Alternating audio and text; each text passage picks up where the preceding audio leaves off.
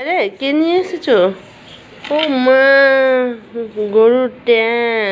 বাপরে, ট্যাং নিয়ে এসেছো? আমি তো ভাত রান্না করতে চাপিয়ে দিয়েছি এই যে গ্যাসে।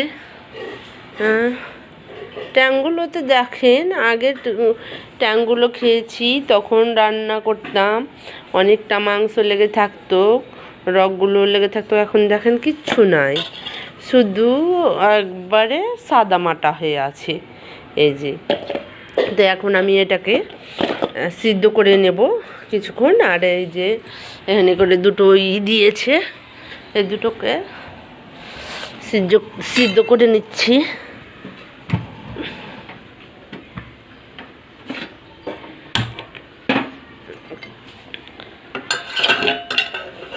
যে দুটো দিয়েছি খুর, পায়ের খুর দুটোকে সিদ্ধ করে তুলে নেবেন। খেতে খুব সুন্দর লাগে এই দুটো, বারে কুচকুচ করবে, মুচমুচ করবে, কুচকুচ করে, খেতে ভালো লাগে। এই যে ভাত চাপিয়ে দিয়েছি। আর আমার মেয়ে তো কলতলাতে সব সকালকার ভাত খেয়ে করেছিলাম আজকে। এই যে আমার মেয়ে মাজা ঘুষা করছে এগুলো, এই যে মাজছে। এখন আমি ওটা সিদ্ধ করতে চাপিয়ে দেব।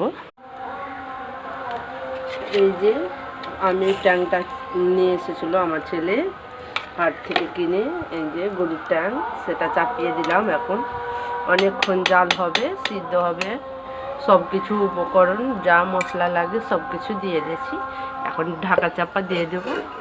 দেখুন, এখানে আকিকার মাংস পেয়েছি। আকিকার মাংসটা এই যে বেগুন দিয়ে রান্না করে নেব এখন। আর ওখানে চাপিয়ে এলাম, চুলোতে চাপিয়ে এলাম, এখানে গ্যাসের চুলিতে রান্না করে নেব এটা। আর ওখানে এই যে দেখুন, আমার ওই আকিকার মাংস দিয়ে বেগুন কষাটা হয়ে গেছে। এখন জল দিয়ে দিলাম।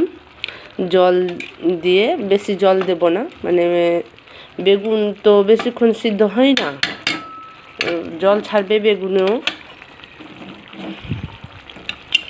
বাগুনে জল ছাড়বে। বেগুন না বাগুন বলে, বেগুন না বাগুন। এখন গোসল করে নেব। এই যে দেখুন, সব কিছু হয়ে গেছে, খেতে চলে এসেছি। আজকে ওই ট্যাং রান্নাটা খাবো না, এই যে ঝোলটা খাবো। আর এই যে বেগুন দিয়ে মাংসটা রান্না করেছি, কত সুন্দর কালার এসেছে। সবাই মিলে খেতে বসে গেছি। আজকের মতন আল্লাহ হাফেজ, এই পর্যন্তই।